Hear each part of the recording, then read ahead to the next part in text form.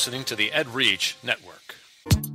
Welcome to the Flipped Learning Network podcast, the official podcast of the Flipped Learning Network, with your host, Troy Cockrum. Welcome to the 27th episode of the Flipped Learning Network podcast. I'm your host, Troy Cockrum. Today I have an interview with Dr. Lodge McCammon and Katie Gimbar. So first, tell me who you are and what it is that you do. My name is Katie Gimbar, and I teach 8th grade Common Core Math 1 and Math 8 here in North Raleigh. Okay. And my name is Dr. Lodge McCammon, and I work at the Friday Institute for Educational Innovation, which is the part of the College of Education here at North Carolina State University. Before my work at the university, I was a high school teacher. I taught AP Economics and Civics at Wakefield High School in North Raleigh. At the university, I developed a project called FIZZ, which is all about using very simple video in the classroom to transform the things we can do. Okay. So can you tell me a little bit more about the Friday Institute? Sure. The Friday Institute is an the Friday Institute is a research and outreach arm of the College of Education here at North Carolina State University. So it's, if you think about it, it's sort of like an educational think tank focused on research and then professional development outreach to schools. And then, Katie, how did you get involved with this? Well, Lodge actually came in to observe an Algebra 1 teacher. He was recommended to come in and see my class from some undergraduates he had done work with. And he basically observed, my classroom, and then we started talking from there about how to make the classroom more efficient and how I could basically get time to do all the things that I needed to get done in my classroom. Because when he entered, I basically had two classes that were merged into one with two different curriculums basically going on, and they had to catch up and, get where the other students already were. So it was kind of a little chaotic when he first observed, and he introduced the idea of flipping the classroom to me. And that's where we kind of merged, and it grew from there into me flipping my classroom and us, doing some research around that concept. And the first time I went into Katie's classroom, it was totally nuts. Like I sat in the back of the room and I watched her. I mean, Katie is she's an exceptional teacher, but she was running back and forth. So the class is split in half. There were maybe, 35 kids in the class. The class was 40. Oh, no, that was lower. It's 35. Yeah, it's 30 or so kids in the class, and she was running back and forth. She'd be like, okay, so here's how you graph this thing, and then you run back and said, here, guys, here's how you graph this. And I was sitting there going, wow. For her, flipping the classroom is going to be first about survival, and then it's going to be about productivity and efficiency. Productivity. That was lovely. It's beautiful. And how long ago was that? That would be 2 years ago, 2.5 years ago now. Mm-hmm. Was it? It was in the spring semester. Was that 2 years ago? Of 10, yeah. Yeah, it's 2 years ago, almost to this week, actually. Yes. And Lodge, how did you come to this concept of flipping the classroom?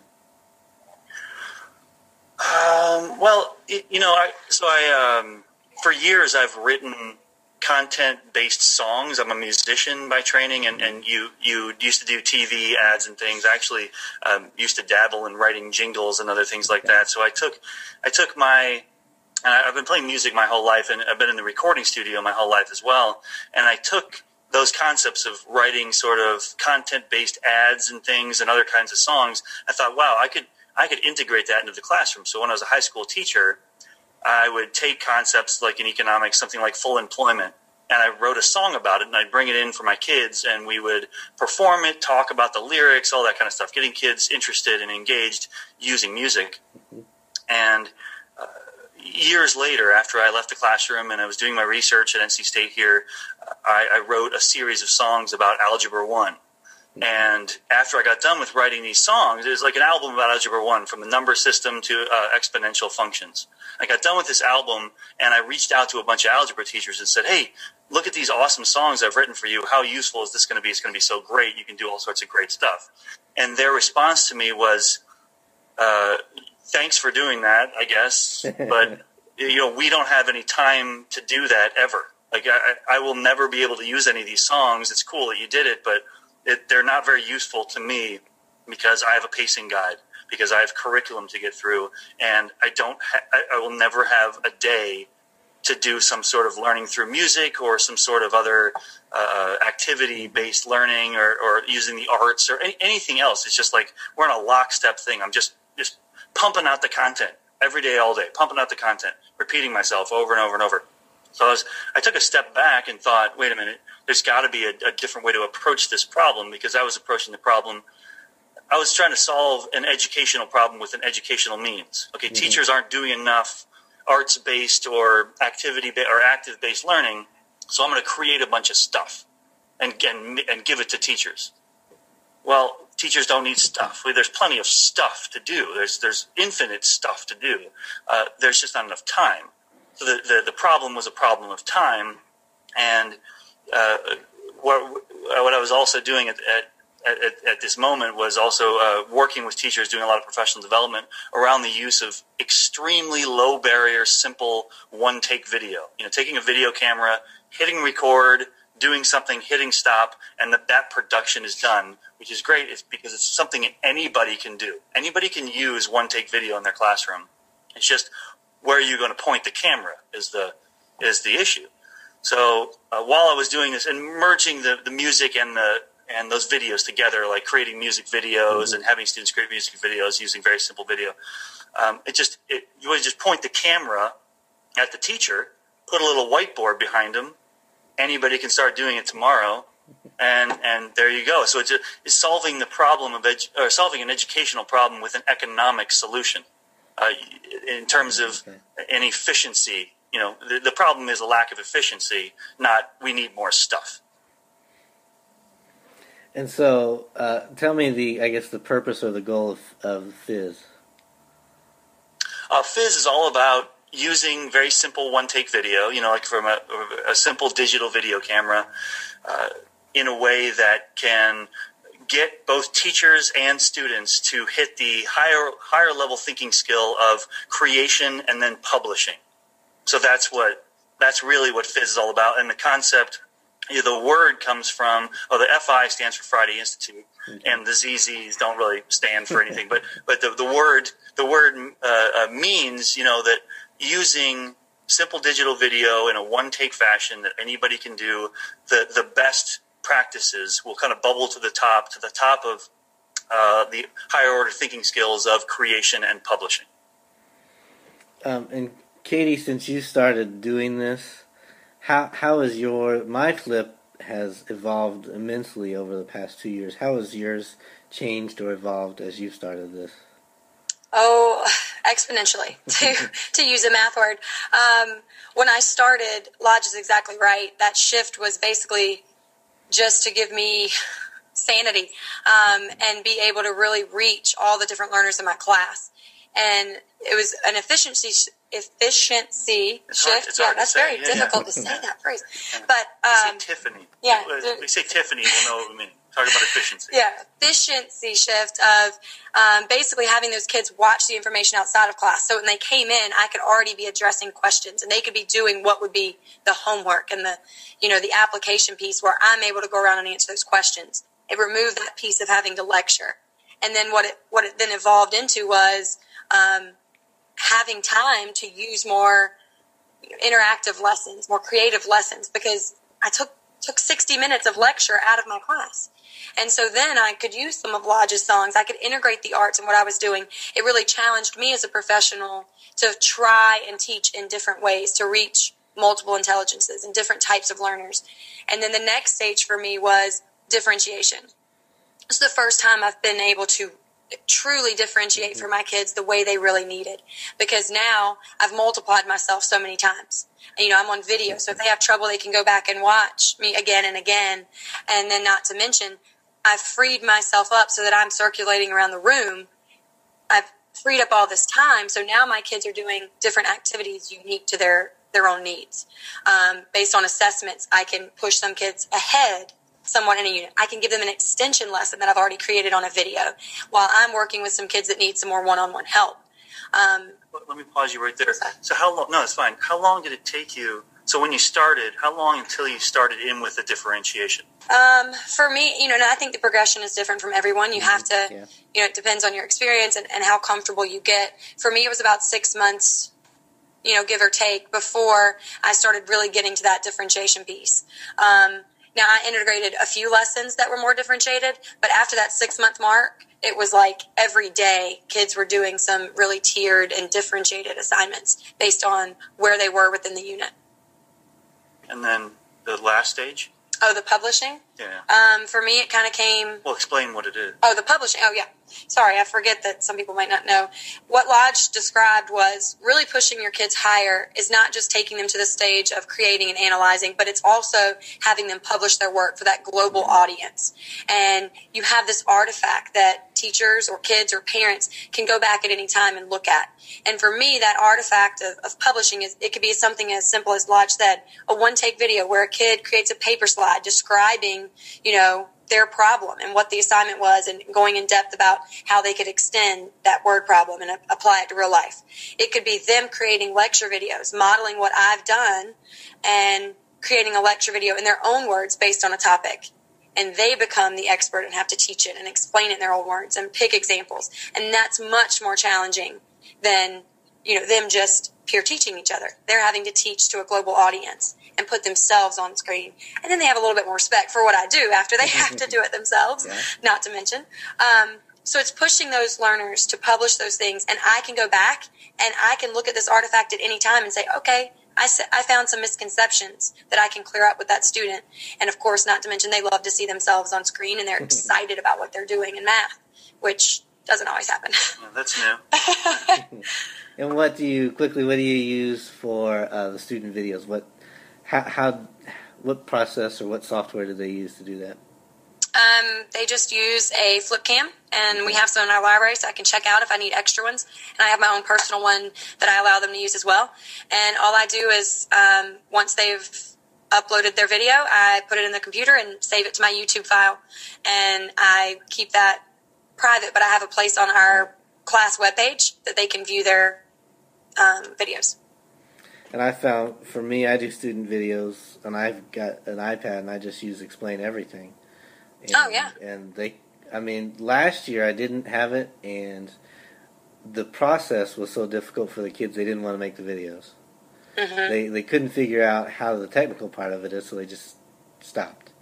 And so I figured out an easy way for them to do it, and now the kids, it's 10, 15 minutes, they knock out a video, and then I've set the iPad up to upload it directly to my YouTube channel, and it's done. So I found that's a good way to do it if you have access to that.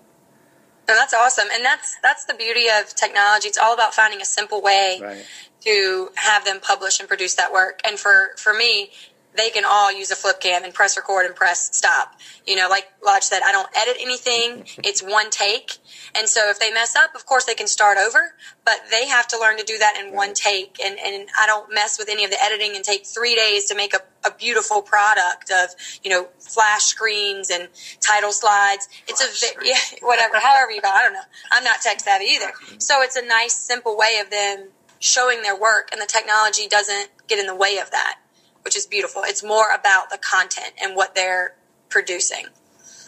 And then it gets back to the simplicity that is so core to what we preach about, that, again, any student can use it tomorrow and without being bound by software, expensive devices, that type of issue.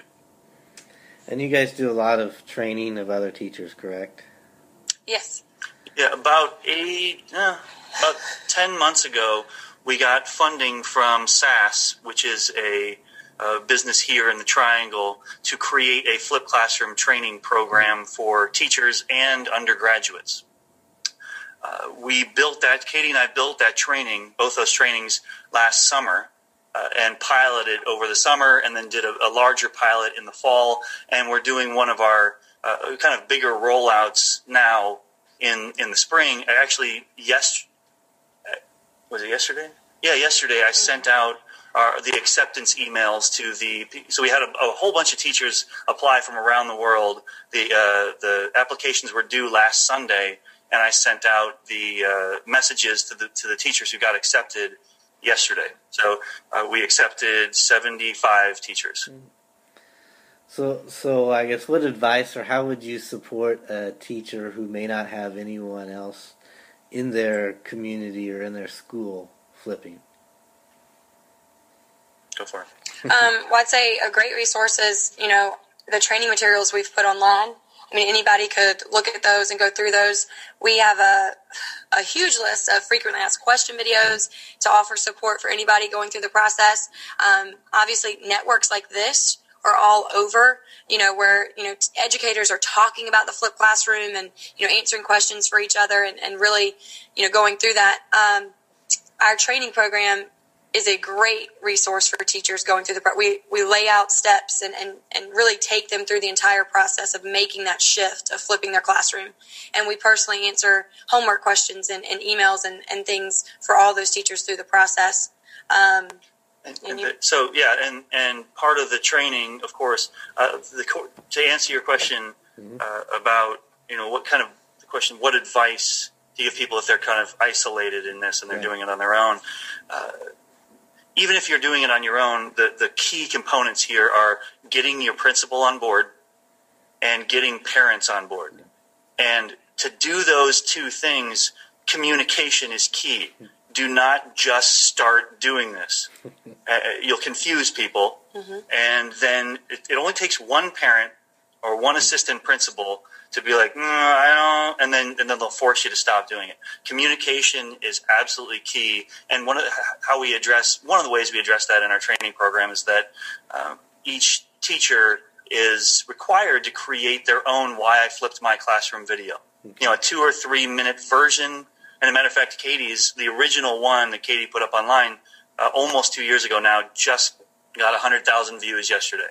So we're celebrating that. But anyway, each teacher who finishes the program creates their own. That way, they can send that video to their principal. So the principal can see that teacher talking about it, explaining why they're doing it, explaining how they're doing it, and making it very clear what they're doing. And it's a great resource for principals. If a parent calls the principal and says, this teacher is not teaching anymore, this doesn't make any sense what they're doing, that principal can forward along that video. Actually, this is very clear to me. This is exactly what they're doing with your students. And I also, too, find if a parent comes to me or my principal and says, the flipped classroom isn't working, I say, what part of my class isn't working? Because the flipped class is not, even though it's a concept, there's something in the class that's not working. It's not the flipped class that doesn't work. So sure. What kind of things, and this is for either one of you, what kind of things have you seen out there with other people using the flipped classroom that you really like?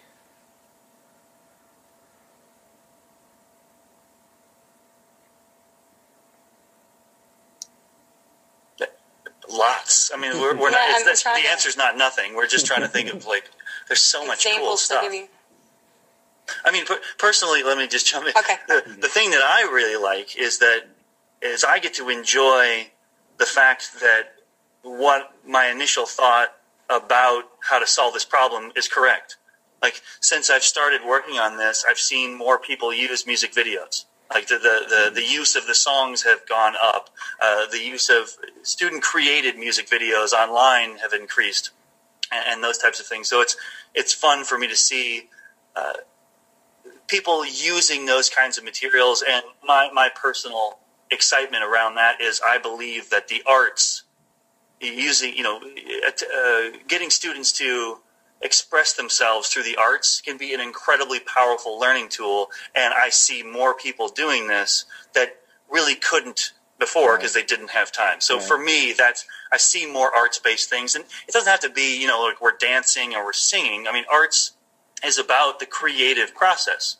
So I see more teachers challenging their students to create and publish exactly what you're doing in your class. That is art. They're putting their own spin on information, which is the artistic process. They look at the world and they sort of make sense out of it, and they put some things together, and then they launch it out in for the global audience. And really, I mean, that is art. That is their canvas. So that's exceptionally exciting for me, and we're actually challenging kids in much more important ways than we were before. That's what I'm excited about in the flipped classrooms that I see.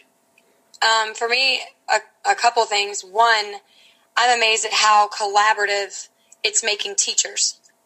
Some people wouldn't see that as a side effect, but teachers that are flipping their classroom are contacting other teachers that have flipped their classroom. Yeah. They're watching each other's videos. It's making it now, a global comparison of teachers that teach the same content.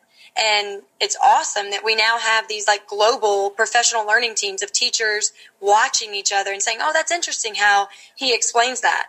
Maybe I could use an example like that in my class, or why did they say it this way? And I have teachers every day that are emailing me from all over the country saying, I've seen your videos. I really like this. Could I try this way? Or could I do this that way? And asking my opinion on things. And we're your permission. Yeah. But we're also just sharing ideas, which is very cool. And without, having created these videos and putting them out there for a global audience, we wouldn't have those conversations. My PLT is able to, professional learning team. I'm not sure if you're familiar with the acronym, but so my team of teachers, 8th grade math at my school, they're all flipped classroom teachers now. Okay. And we have conversations. We can watch each other's videos and see how we each do things differently, and now actually get to see how we teach. We've never been able to do that and go in and observe each other's classrooms because we teach at the same time. Yeah. But now we can watch each other's videos and look at the examples we may be doing and how we explain things differently in our own unique way. And it's really making it a lot more collaborative for us as teachers. The other thing I really like that I'm seeing in the classroom is kind of what Lodge said, but it's how we're modeling things for our kids. We're using a simple technology like a flip cam and whiteboard, but we look like we're rock stars, to our students and to the parents. I am not tech savvy at, I'll be the first to admit it. I am not tech savvy at all, but I have so many kids that are like, oh, look at you with the video. These videos are awesome. Are we going to get to do this? And they're energized and excited about what we're doing. And it's great that I'm modeling a 21st century skill for my kids, how to use technology and how to use it well. And not to mention, the plethora of emails we get about my parents love this. They're working with their kids at home, and we're now a community of teacher, parent, and student. And some parents will say, I saw how you did this on the video. This is not the way I showed my kid. And I've sent an email back to a parent and said, send me a video. Show me how you would do it. And just integrate some of the people from the community to get involved and show a little video of how they might be using the math at their job. And it's very cool what we can do with the technology and bring that into the classroom. And I found the flipped teachers that I know are the most reflective teachers that I know. And I think it's been a sort of a grassroots movement of this flipped classroom concept, and I think that's what I've loved about it, is I can have great discussions with all these different people because they are so reflexive and so want to make change, and that's what I like about it. So. And to that point, just I think you've hit the nail on the head in the power of what this can offer. The flipped classroom is an interesting concept, but what you're talking about is reflective practice, which is almost, I would say it's significantly more powerful than the concept of a flipped classroom. If you could compare them, they're really not comparable. But the reflective nature of this innovation can be an incredibly powerful tool for every single teacher I consider it a possibility for every teacher to reach their potential as an instructor. Watching even a podcast like this. So we'll eventually listen to this back and judge ourselves, not harshly. We'll look for the good, but also be aware of the things we don't do great and make that change. So our next one will be better. And if we talk about, student success, right? So the goal is for student success. Well, we know from research that the key to student success is a powerful teacher. There's really not a whole lot more complicated than that. We can have iPads, we can have smart boards, we can have changing standards, right? We can have all these things, but what we know from research is that a great teacher will be great even if the standards change. A great teacher will be great even if we have iPads or without them, or without standards changes, right? So great teachers do great things and get great success. So what we need to focus on is making great teachers. We need teachers to be great, and there's no better way of making great teachers than the reflective process, than reflective practice. And filming, or the creation and reflection process, will help every teacher move toward their potential and be that great teacher.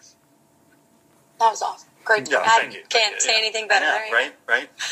Thank you very much. And I'll be here all week. Yeah, I do math. He does the words. Very good. So, where do you see the future of flipped classroom going? Ooh, what a good question. Yeah, that's a great question. Go ahead. I know you want to say it. Yeah. The future of the flipped classroom has to be in our training programs, in our undergraduate training programs, training the massive industry of teaching professionals, the millions of teachers in this country. It's too hard, because once you start teaching, you're 6 months in, you are underwater. You're absolutely struggling. You're underwater, and you will, guess what, for the rest of your career, which our undergraduates aren't getting exactly the right kind of training to prepare them for being underwater, which is why almost half of them are leaving before 5 years. We were just we're in a crisis here. So undergraduate pre-service teacher training needs to change. Every teacher or every pre-service teacher needs to come into the workforce as a flipped classroom teacher to be highly efficient, highly reflective, and to be able to build and strengthen relationships with the community, meaning administrators, parents, and students. From a research standpoint, those three things, that's success. Like, that's a great teacher. From the research, it's highly reflective, highly efficient, and is fantastic at building relationships. And our students coming out of colleges of educations around the country, everybody needs those skills, because that is going to make them those great teachers. And being highly efficient means you don't walk out to your car at the end of the day after repeating the same lesson 4 times and cry yourself home. Just from a very, like, that's the first 2 years of school. Like, it's horrible. Repeating yourself is like the worst thing I can think of. It's horrible. It's depressing. Let's say it. It's depressing. It's why people quit. I repeat myself day in and day out. Kids don't listen to me. I go back the next day. I give them a formative assessment, which proves that they don't listen to me. I'm a terrible teacher. I can't do anything. I'm going to go do something else. We can't lose our teachers to what's going on. But it has to start at the training level, because the people who are underwater, you're only going to get small percentages of people that are willing, the people that sign up for our class. These are amazing people who say, forget it. I will spend 10 hours every weekend for a month to learn this. That's an exceptional person. Yeah. And we're happy that those people exist. And we want to put a lot of focus and energy on those exceptional people who want to move forward and do great things. But we really need to put the biggest part of our effort in the undergraduate institutions. And do you think it's just because the concept is so new, or why do you think more undergraduate programs aren't covering it yet? Well, it's actually a simple bridge, because it's not that we're not covering it as an undergraduate institution. It's just that we could do it so much better. The whole reflective process, which I think is at the core of the flipped classroom, is the reflective teaching process. That is the power right there. The other stuff is just stuff, right? It's just what makes other things work. But the reflective procedure, the reflective practice is at the core of flipping the classroom. And that goes back to John Dewey. So all of our colleges of educations across the country are based in reflective practice. Like, hey, go watch this teacher and write a 1-page reflection. And 20, 30 years ago, that may have been really good reflective practice. We can do it so much better. Like, hey, film a 5-minute version of this lesson and watch it back. That is true, powerful reflection that not only is great reflection, but also is useful. You're not just telling kids to do this for no purpose. Oh, this will make you better, or eat your vegetables. No. This has real power. Now take that 5 5-minute video, have your students watch it outside of class, which opens up all this class time. So it's like a perfect convergence of practice and research, and the time is now. The time is now, because the colleges of education, I believe, will buy right into this if we lead with the reflective practice piece, because that's how their colleges were built in the first place. Did that answer the question? I feel like I'm just getting loud and excited over here. You are very excited. Yeah. Partly because the question was, why do we think the undergraduate aren't currently doing that? And you said it's basically embedded, but just we need to take a step further. Yeah, we can do it. We need to do it better, and we can do it better. And I'm always asked the question, where's the research on the flipped classroom? And I know a few people doing research currently, and I know of some research out there, but what research do you know of about this? Well, that's a cool question. And the funny thing about doing research on the flipped classroom is most people default to research on student learning. Because that's like, okay, does this work for student learning? And anytime you default your research to student learning, you will find, if you look down a list of all the research projects for student learning on any given thing, you find like, it works, it doesn't work, it sort of works, it works, it doesn't work, it sort of works, it works here, it doesn't work there, it works sort of. And then people are just like, it doesn't work every time, so we'll move on, it's a fad. The real thing we need to be focusing on, if we want great student learning, we have to have great teachers. So the research needs to be circled around, does this make teachers better? And if you use the Khan Academy to flip your classroom, it's probably not going to make you a better teacher. It's certainly not going to make you more reflective, and it's certainly not going to win over your students and build a community of learners with trust and customizing lessons and winning students over and showing that you care and showing that you know the content and you're passionate about it. So in those situations, even if student scores go up for some reason, but it shows down here and up here and whatever, if we're not making the teacher better, we've missed the whole point of this. We've missed the boat. So I think that there is a raft, and I feel like a broken record, but there's a raft of research that shows the reflective process using video in the classroom or using video to reflect your teaching process is an incredible shift in teaching ability. And for me, that's the research that matters, which also leads us down the path of teachers need to create their own materials. Teachers need to own their own materials, because then we don't just tell teachers, have your students create. And teachers say, oh, okay, well, my students are terrible at creating. Well, it's because you've never created. We're telling a teacher, we should tell the teachers, create. You have to model for them what you expect. Right. So to answer your, I'm sorry, I'm very long-winded this evening for some reason, but it's the university in me, I guess. But the research that I am most interested in is the research on how and why this makes better teachers, because better teachers will get student success in the long run, but we need to start there. And for me, I can only speak more from a teacher's perspective and how I feel at the end of the day, at the end of the year with my results with my kids. And it's night and day different from when I was not flipped to now that I've flipped my classroom. The relationships I've built with my kids and parents are much stronger.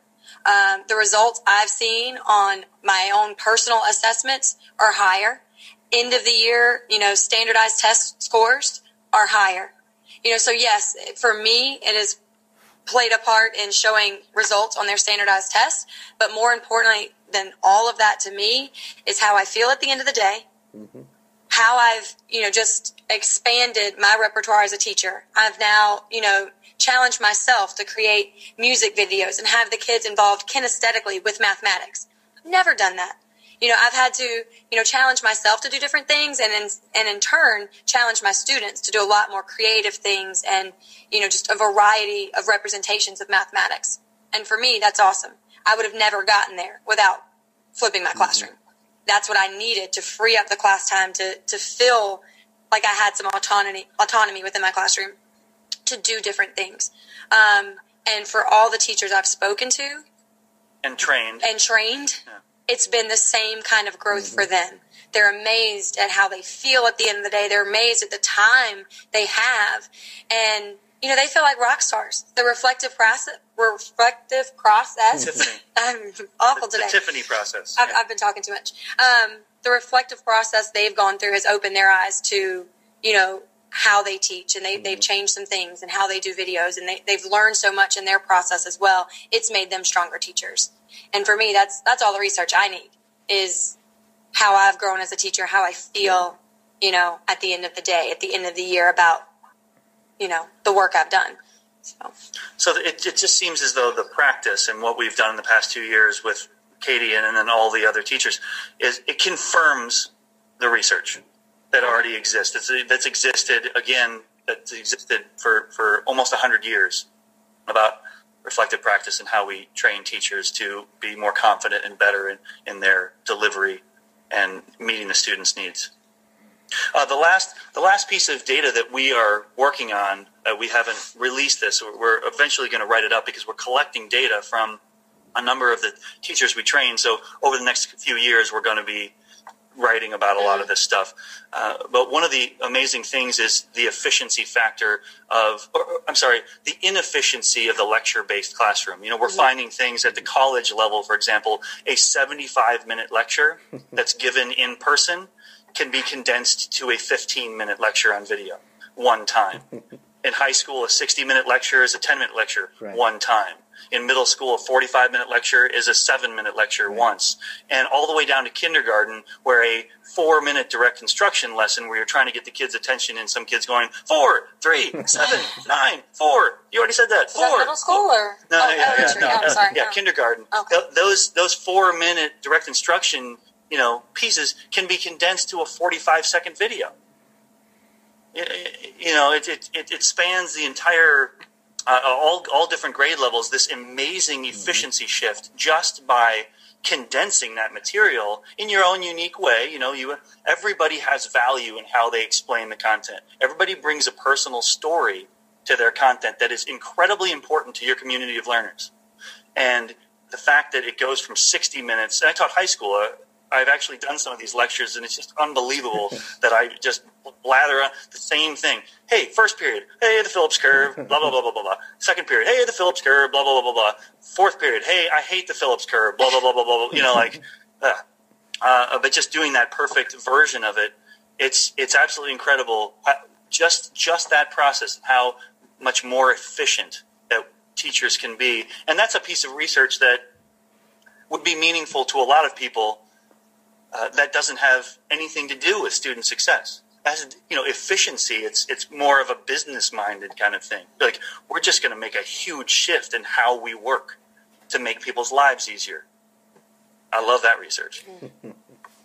And I think to take it a step further, on my videos, I don't ever go over 8 minutes, or rarely. Occasionally I might, but I figure I lose students at about 6 minutes. They've stopped watching at 8 minutes. But a 6-minute video, my students can make in 3 minutes. They can be even more efficient than I can. They might miss a few concepts or something, but I can always add into it. But I've found that just, when students ask me what videos can they make, I say, pick mine that you hate the most and remake it. Do it better than I can. And I find that's always a helpful process as well. I like that. That's neat. Yeah. So where can, we'll wrap it up here, where can the listeners find you at? Do you blog, tell us your website, things like that? Sure. Well, if you go to YouTube and search Katie Gimbar, she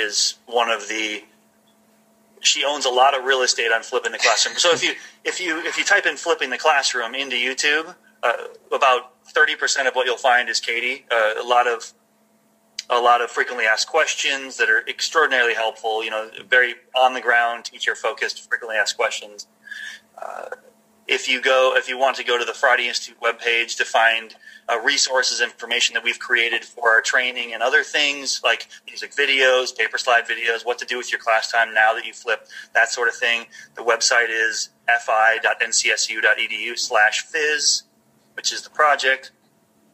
Our Facebook page is facebook.com/fizz.education.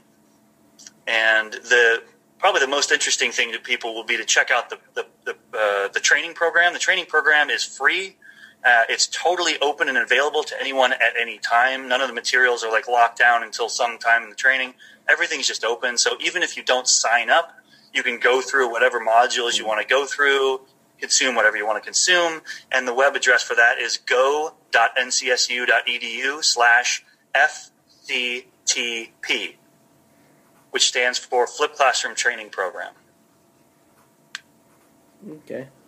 Well, I thank you for your time, and I think it was very helpful hearing a lot of what you had to say. You as well. We really enjoyed it. I talked more than Katie did. As you, which is usual. I just want to be very clear about that. I'm more efficient and short, Yeah. She is much shorter than I am. Is that where you were going? No. Okay. No, I am shorter. But thank you so much for your time. We really enjoyed it. Thank you. Thank you for listening to the Flipped Learning Network podcast with your host, Troy Cockrum. To find out more about the Flipped Learning Network, log on to flippedlearning.org.